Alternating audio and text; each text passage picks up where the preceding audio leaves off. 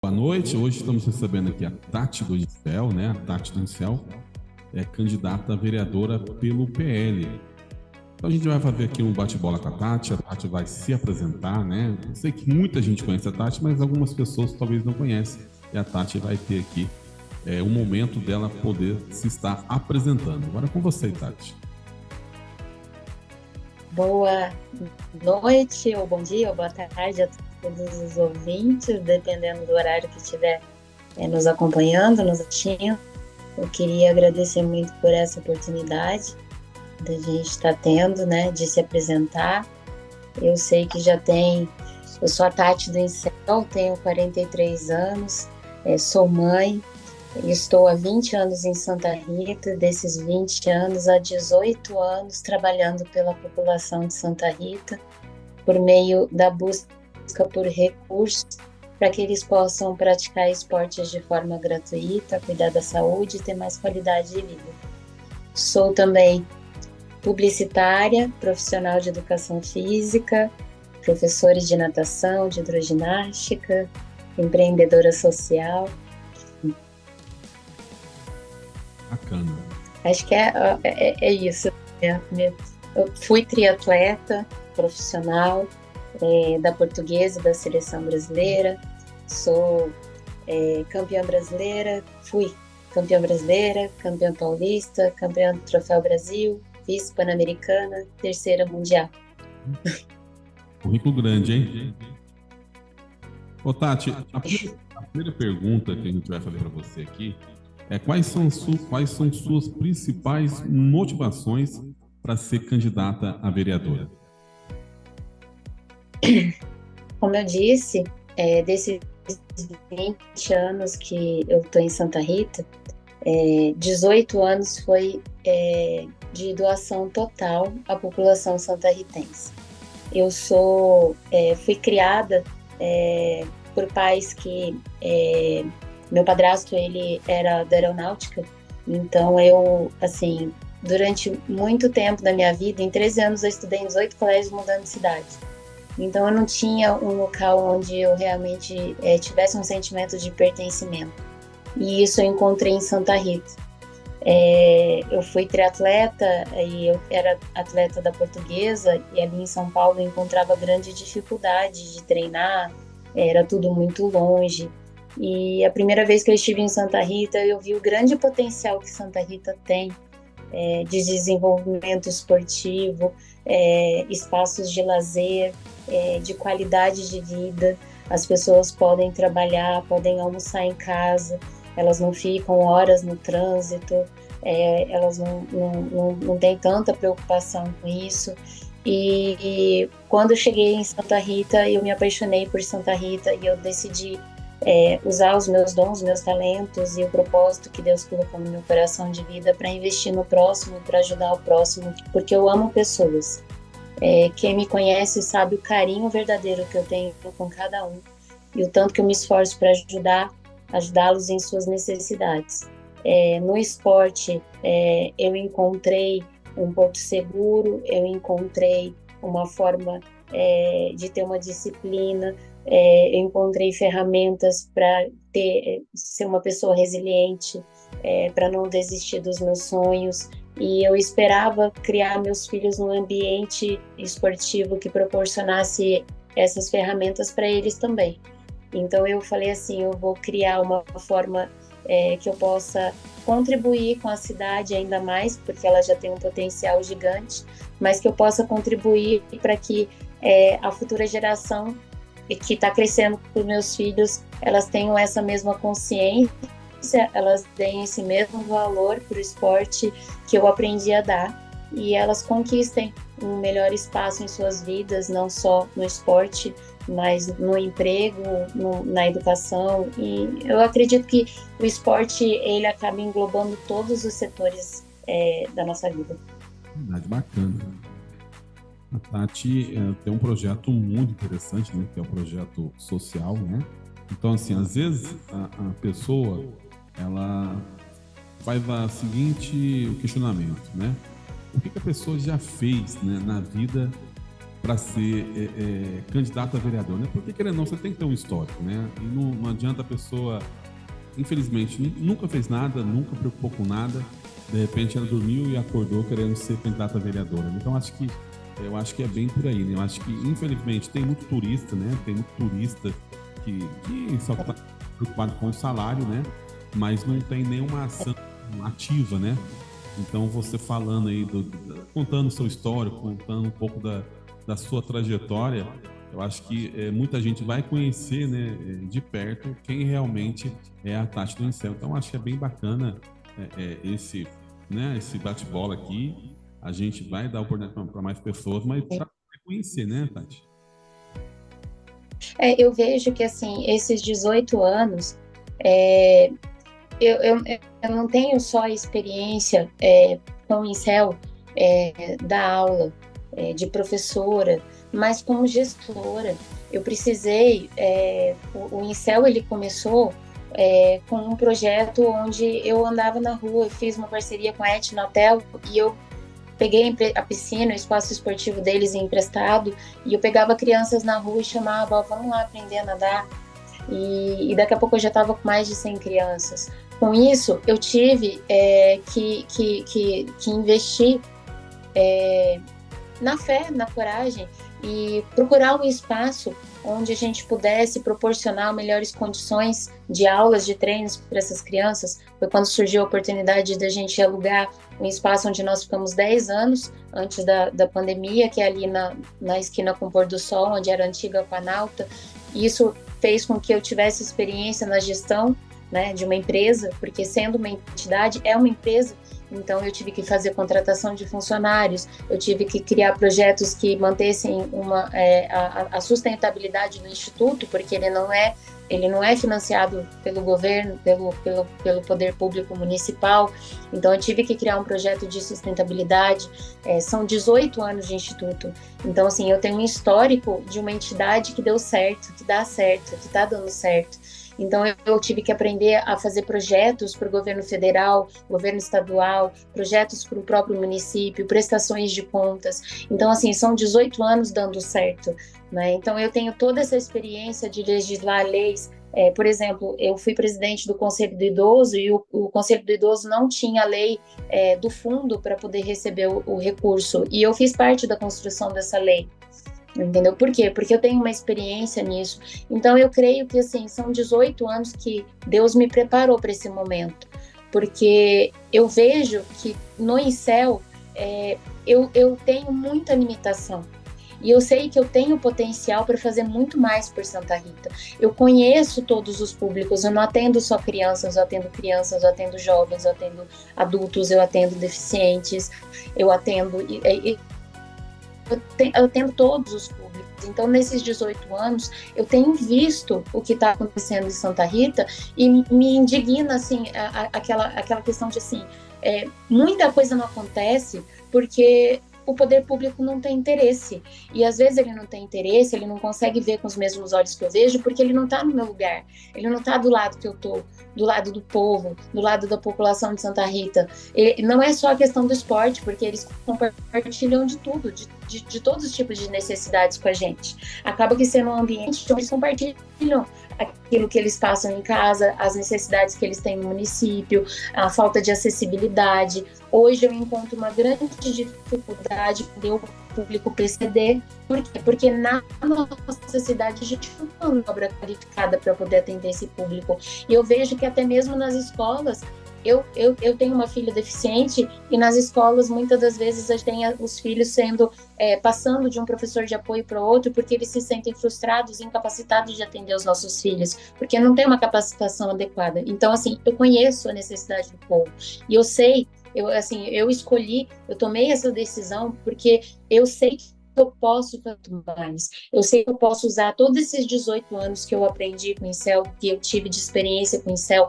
de gestão de projeto, de elaboração de projetos, de elaboração de conhecimento de leis, para poder ajudar mais a nossa população. É isso aí. Agora, outra pergunta, Tati, quais são os principais problemas que você identifica em nossa cidade e como pretende solucioná-los? Eu creio que, assim, como eu falei, um dos principais problemas que eu vejo é na questão da falta de inclusão, né? Para pessoas com deficiência, infraestrutura esportiva deficiente a gente tem hoje, né? Necessidade de melhorias na educação, na saúde. Eu acho que a gente tem que abordar esses problemas por meio de políticas inclusivas, parcerias para investimentos em infraestrutura, programas focados na capacitação de educadores, profissionais da saúde. Então, assim, isso eu acredito que seja algo de imediato muito necessário de atenção no nosso município. Justamente esse problema é um problema, por exemplo, eu tinha um cadeirante que estava no instituto, que por muitas vezes eu tinha que carregar a cadeira dele, ele na cadeira, para ele poder transitar no pedaço ali da rua do instituto, que tinha muito buraco e era impossível dele passar. Entendeu? Então ele era um cadeirante, mas que era ativo, que ele buscava ter a sua... ele buscava ser independente, ter sua independência, mas ele tinha muita limitação. Hoje eu tenho também uma aluna que também é cadeirante, que ela tem muita limitação. Ela até me compartilhou, acho que foi ontem ou anteontem, que ela estava fazendo atividade no Incel, que ela comprou uma cadeira elétrica e que ela foi sair com a cadeira e ela quase caiu. Ela falou assim, eu só não caí porque tinha um postezinho onde eu tombei e eu me segurei no postezinho e consegui voltar com a minha cadeira. Então, assim, é uma vergonha o que a gente tem visto hoje e eu acho que esse é um dos principais pontos que a gente precisa dar atenção, porque é vergonhoso a gente não dar atenção para esse público e não ter uma estrutura adequada para que eles possam ter independência e transitar na cidade, praticar seu esporte e praticar aquilo que quer que eles queiram, porque eles ficam limitados dentro do nosso município. Verdade. É isso aí. Outra pergunta, Tati. Quais são suas propostas para educação e saúde no nosso município? Perdão, picotou. Suas propostas. Picotou. Quais são suas propostas para educação e saúde no nosso município? Eu creio que nós precisamos urgentemente criar formas de capacitação dos nossos profissionais. Eu vejo, como eu disse anteriormente, uma dificuldade muito grande, principalmente no aumento que nós temos hoje de crianças autistas, o aumento que nós temos hoje de crianças com TDAH, com hiperatividade. E, assim, os professores, eu vejo, assim, eu sou professora, eu também sou licenciada e sou bacharel. Na faculdade a gente não tem muito específico isso, o atendimento a um público PCD, a um público com necessidades especiais. E é algo também que, assim, a gente está vendo coisas novas constantemente, então precisa de constante atualização. Então eu acho que uma proposta de educação seriam parcerias, por exemplo, com o SESC, o SESI, de capacitações das escolas municipais, dos profissionais que estão ali, dos estagiários. A gente está realmente capacitando-os para que eles possam ter mais motivação, para eles atenderem esse público, para equipar as nossas escolas com mais ferramentas para que eles possam desenvolver atividades com esse público. Eu acho que, assim, a nossa educação é uma referência, mas nessa parte do público com necessidades especiais, a gente está muito falho ainda. Então, assim, quando eu fiz o meu estágio mesmo da faculdade, eu vi isso acontecendo, a dificuldade que os professores tinham de atender esse público, por falta de ferramenta, por falta de capacitação. Então, isso eu creio que na questão da educação seria algo muito necessário. Já na questão da saúde, eu acho que a gente precisava ampliar o acesso de especialistas aqui no nosso município. Então, eu como mãe de uma criança com necessidades especiais, deficiente, todos os tipos de tratamentos da minha filha tem que procurar em Pouso Alegre ou em outro lugar daqui na região. A minha filha, ela nasceu com deleção no cromossomo 23, é como se fosse uma síndrome de Down, que é no 21, dela no 23. Então, ela tem autismo, ela nasceu com cardiopatia, teve que fazer cirurgia com 11 meses. Ela precisa a cada 4 meses, estar com um cardiologista. Ela começou a ter epilepsia aos 3 anos, então ela precisa de neurologista, ela precisa de terapia ocupacional, de psicopedagoga, de professora particular. Então, assim, precisaria de um psicólogo. Até hoje eu não consegui um psicólogo na nossa cidade para o atendimento dela por um convênio médico, por exemplo, nem pelo SUS.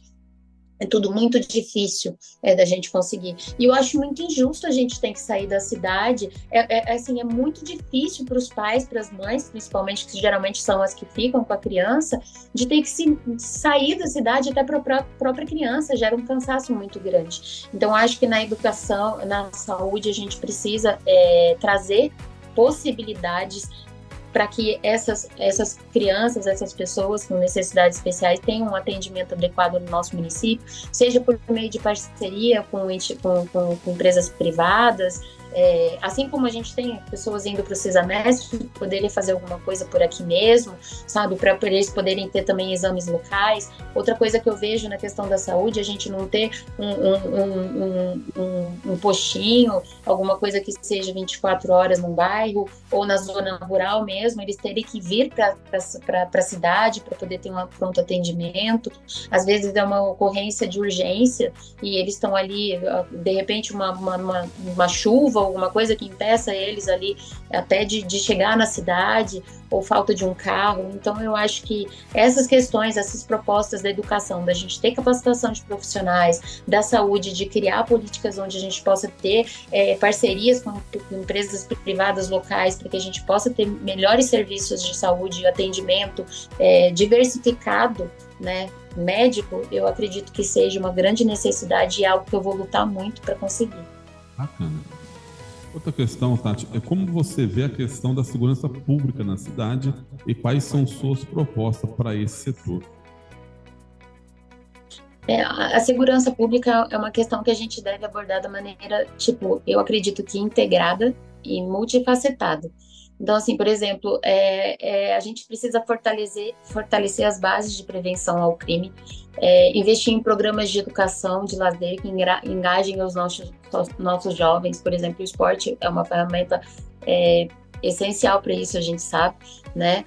Atividades esportivas regulares, acessíveis, a gente oferecer alternativas positivas que desviem os jovens desses caminhos adversos. Então, assim, tirar mesmo eles da rua, ocupar o tempo deles, manter os espaços esportivos, manutenção desses espaços, garantir profissionais qualificados para eles poderem estar orientando, motivando a população na prática esportiva, apoiar o fortalecimento das forças policiais, né, que isso é muito importante, da Guarda Municipal, com recursos adicionais e treinamento e capacitação para essa equipe, assegurar que eles estejam bem equipados, preparados para enfrentar os desafios diários. Muitas das vezes eles não têm ferramenta para poder estar mantendo a nossa segurança. Então eles colocam a vida deles em risco. Então, assim, eles também precisam de atenção. Então, assim, a gente faz a nossa parte ali. Você oferece mais oportunidades para os jovens, mas tem, claro, aqueles que não escolhem esse caminho e que vão oferecer algum tipo de insegurança para a população. Então, assim, para esses a gente precisa também estar oferecendo um suporte maior para a polícia, para a Guarda Municipal. Então, assim, implementar programas que fomentem essa colaboração, né, com a nossa força policial, nossa guarda municipal. A gente também pode dar suporte às ONGs que realizam, né, assim como a Infel, realizam um trabalho excepcional. Elas precisam, as ONGs, elas fazem um trabalho que hoje a prefeitura não faz, o município não faz. Então, assim, elas precisam de um maior investimento porque elas são a base da nova geração. Então, assim, elas ensinam as crianças nesse horário contraturno escolar. Elas estão ali nas necessidades daquelas crianças que se tornarão jovens, que se tornarão adultos, com mais recursos para que eles possam desenvolver, ter oportunidades na vida que não precisem entrar nesse caminho. Então, assim, eu creio que outro ponto importante nessa questão da gente trabalhar na questão da segurança é um investimento, um olhar mais carinhoso para as ONGs, proporcionar que elas possam trabalhar com mais tranquilidade, que elas tenham um recurso, hoje o recurso passado pela prefeitura, muitas das vezes é muito demorado, entendeu? De ser viabilizado. Então, assim, a gente faz um projeto em dezembro, em janeiro, o recurso sai em março, sai em abril, então a entidade às vezes fica 4 meses tendo que correr atrás de algum recurso para se manter, então ela acaba não conseguindo atender tantas pessoas, não só crianças, todos os públicos, tem ONGs que atendem todos os públicos, então assim, eu acredito que se a gente for dessa força de oferecer uma manutenção de espaços públicos, tirar esses jovens, atrair esses jovens para atividades saudáveis, dar oportunidades para eles, dar ferramentas para a nossa força policial, para a guarda municipal e também para as ONGs, a gente vai ter um ganho muito grande em relação à segurança no nosso município. Bacana. Como você pretende atuar na fiscalização do Executivo Municipal? Olha, eu acho que na questão do executivo a gente precisa muito de transparência e eficiência na gestão, usando ferramentas assim, para monitorar de perto os gastos e os projetos do executivo. Né, solicitar relatórios regulares das ações do executivo, assegurar que sejam alinhados as necessidades e os interesses dos cidadãos de Santa Rita do Sapucaí com os interesses públicos. Então, eu acho que a gente precisa realmente atuar de uma forma mais eficiente e criar ferramentas que possam proporcionar essa mensuração e essa transparência, sabe? Junto aos municípios de Santa Rita. É uma deficiência que eu vejo assim por mim mesmo. Eu acho que está faltando bastante e a gente pode sim mudar isso.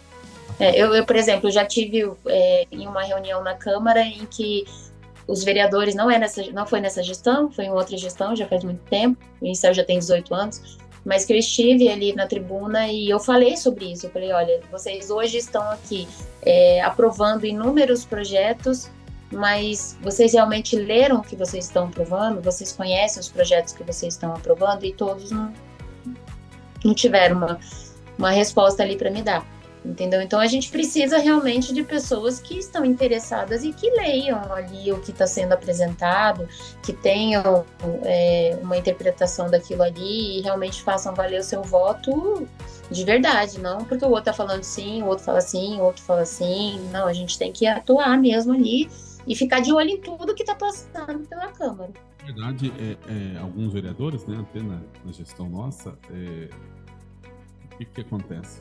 Eles votam com a maioria, né? Não vota porque o projeto, leu, entendeu. Então, assim, isso é muito complicado, né? Tipo, você tem que votar. Primeiro você tem que estudar um projeto, você vota sozinho, né? Mas ali é o seu voto, né?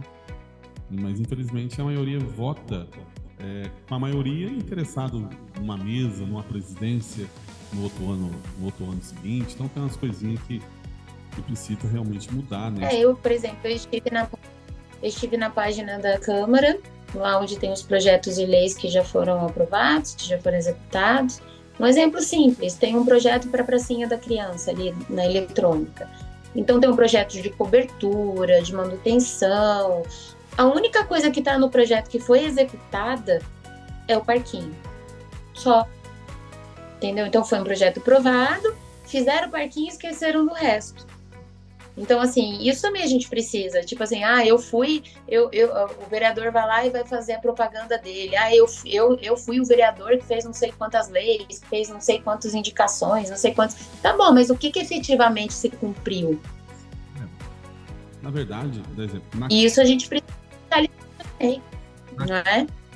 Não é só você apresentar, vou lá, apresento 300 ideias no ano, e nada disso se cumpre ou vai para frente ou tem um retorno, e aí não adianta nada. O vereador faz a indicação, ali na Câmara passa, e quando chega no Executivo, o Executivo vai ver ali quais são as prioridades, né? E se aquele projeto não for prioridade do Executivo naquele momento, não vai fazer, né? Ou vai atender, igual você falou aí, meia parte, né? Vamos colocar um parquinho, que o parquinho a gente consegue com algum deputado e tal, mas às vezes precisa de algo mais, né? Só que o vereador em si, em questão, ele se gaba, né? Em falar eu fiz tantos projetos, eu fiz tantas eu fiz tantos indicações, mas as indicações, né? O que você trouxe com as suas indicações? Você solucionou o problema A, B, C ou D? Às vezes, né, não, né? Mas papel aceita tudo, né? Esse que é o grande problema. Então, acho que o que foi de concreto, né? O que o vereador conseguiu de concreto? Infelizmente, a gente vê que é muito pouco, né? Muito pouco. A outra pergunta... A gente precisa ter início e ter Sim. finalizar ali, né? Tipo, você tem um projeto que foi meio cumprido, a sua obrigação é ir atrás para conseguir cumprir aquilo inteiro. Mas Ou dar uma satisfação para a população, senão... A questão é que faz, né, por exemplo, fez lá a Vila Operária, né? Ficou bom para quadro, mas falta cobertura, não terminou. Então, assim, são algumas coisas que precisa, né, dar sequência. Né? Começar, né, ter o meio... Não, uma manutenção. Você tem um banheiro, você não tem manutenção do banheiro. O banheiro é inutilizável ou fica trancado. Então, assim, tudo isso fiscaliza, o vereador vai ter que fiscalizar, vai ter que estar em cima, vai ter que estar funcionando, vai ter que estar gerindo aquilo ali. Já viu, né? Quais são as suas propostas para a área de mobilidade urbana e transporte público? Então, o transporte público hoje a gente vê uma grande dificuldade em cumprir cumprir horários, né? Então, assim, eu andando pelos bairros, assim, eu vejo que a gente tem... ou ele passa adiantado ou ele atrasa. É o que o povo mais fala, sabe? Sobre a questão do transporte público. E isso é um problema muito grande, principalmente para quem tem compromisso de horário, de trabalho, de tudo mais. Entendeu? Então, assim, a gente precisava criar uma forma de otimizar esse serviço, de fiscalizar esse serviço e de exigir, porque se o município contrata esse serviço, ele tem que exigir que seja cumprido da forma que deve ser feito, tipo, ter horário, né? Cumprir o horário. A população tem uma segurança de que ela vai chegar naquele horário e ela vai ter, né, o serviço ali à disposição, não vai chegar adiantado, não vai chegar atrasado, né, porque senão ela vai perder o ônibus. A gente poderia criar uma ferramenta de ter um monitoramento em tempo real dessa frota, né, dos ônibus, seria algo assim, que eu acredito que ainda mais um vale eletrônico a gente conseguiria, né, essa proposta do Inatel, mas criarem, até incentivar eles a criarem algo legal, ou já existe essa ferramenta, a gente pode ter, acessar essa ferramenta, né, para a gente trazer mais segurança para a população que faz uso do transporte público, incentivar também tarifas reduzidas, né, estudar uma forma da gente poder viabilizar isso, porque não adianta a gente ficar fazendo proposta e ser uma coisa inviável, a gente tem que estudar sim. Eu creio que seja uma necessidade. Bairros, às vezes a gente vê assim, ampliar a atuação desse transporte público, porque assim, às vezes você vê uma senhorinha descendo uma rampa gigante para poder pegar um transporte público que é lá no terceiro quarteirão, quarta rua, depois vai descer lá, vai ter que voltar e subir. A gente já tem problema nas ruas de buraco, de falta de acessibilidade, aí aquela senhorinha vai acabar com o joelho, vai cair, vai sofrer um acidente. Isso acontece hoje, né? Então a gente tem que ampliar, a gente tem que estudar de verdade uma forma para a gente poder melhorar essa questão da mobilidade urbana, do transporte, para que as pessoas se sintam mais seguras de utilizá-lo, né? E tornar mais acessível esse acesso, mais acessível esse transporte, assim, principalmente para esse público mais idoso, que hoje a gente tem um público grande de idosos na cidade, né? Então a gente precisaria olhar também, tornar a cidade mais conectada e inclusiva, assim, com essas pessoas que fazem uso do transporte. Outra pergunta é: como você pretende abordar as questões ambientais e de sustentabilidade em sua gestão? Olha, eu acho que a gente tem que aumentar os incentivos, né? Hoje já existem vários incentivos à reciclagem, compostagem em escola, comunidades. A gente tem que aumentar pontos de coleta, eu acho bacana, é uma coisa que já é muito utilizado, né? Campanhas educativas, isso a gente vê muito, incentivar práticas sustentáveis também empresas incentivos eles que adotam, né, essas práticas de processo de produção ecológico, propor o uso de tecnologias verdes nas operações municipais. Acho que é bacana que os públicos possam consumir energia limpa, né, energias de fazendas que geram energia solar. Então, assim, se utilizar desse serviço, né, desse empreendedor, reduzindo conta de energia, sem um investimento tão alto, porque ele não vai, tipo, ter que comprar uma usina, ele vai fazer o uso de um empreendedor ali, às vezes, de uma fazenda que já gera essa energia. Então, assim, e isso vai fazer com que o município tenha um custo menor, né, com energia elétrica, e faça o uso de uma energia limpa e incentive ainda iniciativas privadas. Trabalhar também na recuperação e na manutenção de praças e jardins municipais. Hoje a gente vê uma vergonha, né? A maioria das praças e dos jardins estão abandonados, sendo utilizado de forma indevida. A gente precisa zelar pela conservação do patrimônio público, né? Então, outra questão importante é regularizar e fiscalizar a coleta de lixo. Eu mesmo no meu bairro hoje, e assim como em tantos outros que eu estive nessa semana, fazendo a minha campanha, a gente vê assim, uma coleta de lixo ineficiente, porque eles coletam 1/3 do lixo, 2/3 ficam jogados na rua, espalhados na rua. Muitas vezes porque não tem uma lixeira municipal ali adequada, uma quantidade adequada de lixeira, o lixo fica ali na rua por muito tempo, vem um cachorro e espalha, ou então o próprio lixeiro vai pegar, rasga uma sacola ou qualquer coisa, fica tudo espalhado. Mas eu sei que hoje é bem vergonhoso, não é só no meu bairro, mas eu estive nessas últimas 2 semanas conversando em vários bairros, e é uma reclamação unânime em relação à coleta de lixo. A gente tem que rever também essa questão da coleta de lixo, tornar um sistema mais eficiente, fiscalizar como está sendo feito, criar alguma forma para que eles possam fazer essa coleta, não ter espalhar tanto lixo, ficar para trás. E eu acredito que essa é uma forma da gente abordar essas questões ambientais e a gente manter realmente uma Santa Rita mais limpa. Bacana. Em todos os sentidos. Bacana. Vamos agora fazer um bate-bola rápido, tá, Tati?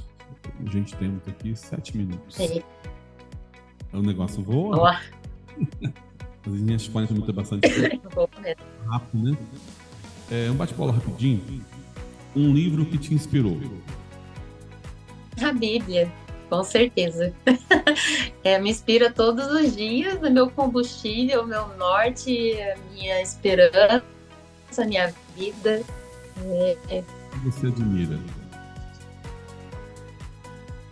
Político. Fica difícil de eu falar. Eu me inspiro muito no Jair Bolsonaro, na Michele. Eu sou presidente do PL Mulher de Santa Rita. O deputado estadual Cristiano Caporeso, o deputado federal Júnior Amaral e o David, o assessor do Júnior. São, assim, pessoas que transformaram a minha forma de ver a política. Eles me inspiraram a entrar na política. Eles me mostraram que é possível fazer uma política limpa e honesta, mesmo em meio a tanto caos que a gente tem visto. Eles me fizeram entender que a gente, ao conquistar o nosso espaço, a gente pode garantir que os nossos direitos, os nossos princípios e os nossos valores, eles sejam verdadeiramente respeitados. Então, assim, eu acreditava que a política não era para mim e hoje eu vejo que eu errei em ser omissa. E eu acredito que a gente, sim, tem aquele jargão, né? Política não é lugar de cristão. Muito pelo contrário. Hoje eu entendo que isso é um grande erro. Eu acredito que a nossa omissão fez com que a gente chegasse onde a gente está hoje, nessa vergonha que a nossa política está hoje. Eu acredito que nós temos, sim, que entrar nesses espaços e recuperar as rédeas do nosso país. A gente precisa, sim, lutar por aquilo que a gente acredita e nós precisamos ter representantes, sim, lá dentro da política. Um hobby? Ler e nadar. Um sonho para a cidade? Olha, eu sonho uma Santa Rita que seja um exemplo de inclusão e de acessibilidade. de desenvolvimento sustentável, de emprego, de renda, onde cada cidadão tem oportunidades iguais e qualidade de vida digna. Um prato preferido?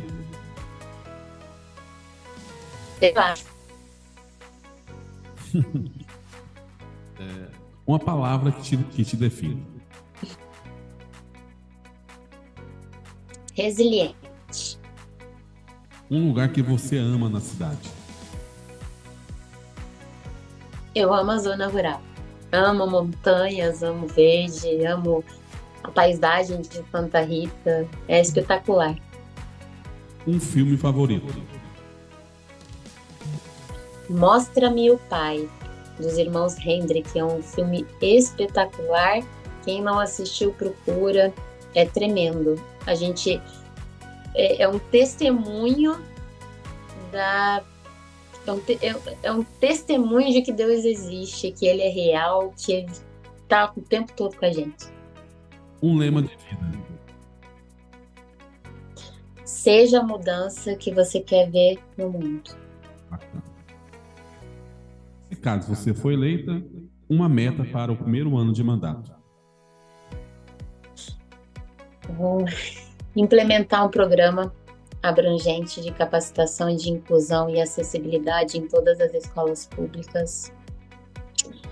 Garantir que os professores e os funcionários estejam preparados para atender, né, as necessidades de todos os alunos. Focar na setorização, na ampliação de estruturas esportivas. Então, hoje a gente tem, por exemplo, tem lá uma quadra. A quadra não tem manutenção, não tem uma marcação. O grupinho lá que gosta de jogar basquete, chega lá, não tem uma marcação, não tem uma rede, tá com a estrutura deteriorada, não tem um lugar para treinar. Nós temos, assim, uma oferta escassa de modalidades também, de espaços para prática de modalidades. Eu acredito que a gente pode mudar muita coisa com pouco investimento inicial, apenas com uma setorização e com uma manutenção já dá para a gente fazer muita coisa. Estabelecer parcerias para a gente poder trazer melhores recursos para o terceiro setor, né? Capacitação para o terceiro setor para angariar recursos de fora de Santa Rita, recursos federais, recursos estaduais, participação em editais. Muitas entidades não conseguem participar porque o processo é bem burocrático e também porque é difícil, né? Então a gente pode sim, de uma forma assim, não muito custosa, trazer mais recursos para essas entidades, né? Uma revisão no plano orçamentário de distribuição para essas entidades, né? Poder público, para poder que elas possam receber esse suporte financeiro e desempenhar o seu trabalho com mais tranquilidade e segurança. Bacana. A gente tem agora 1 minuto e 45. Eu gostaria, primeiro, te agradecer, né, pela sua presença, agradecer por esses 40 minutos aqui, que foi muito produtivo. E vou deixar você fazer aqui as suas considerações finais em 1 minuto, tá bom? Sim. Eu gostaria de agradecer mais uma vez por essa oportunidade. Dizer que eu não estou aqui, não caí de gaiato nesse desafio, nessa missão. São 18 anos que eu tenho trabalhado por Santa Rita. Eu quero dizer que aqueles que me conhecem sabem o quanto eu me dedico, o quanto isso faz parte do propósito da minha vida. Eu faço de coração, faço com amor. Eu sei que eu sou capacitada para isso e pode ter certeza que se cada um de vocês me der um voto de confiança, vai ser o voto mais bem votado de suas vidas, porque eu vou fazer uma gestão de muito trabalho e pelo povo. Eu vou ser a voz do povo ali na Câmara e todos podem me cobrar, porque a gente tem isso aqui gravado e eu falo isso não só diante de homens, mas diante de Deus, que é a quem eu presto contas e é a quem eu sei que tudo vê e é o Senhor da minha vida e é quem está à frente de todas as decisões que eu tomo na minha vida. Bacana. Tati, muito obrigado. Encerramos por aqui e a gente vai estar compartilhando. Obrigadão, Tati. Deus abençoe. Deus abençoe.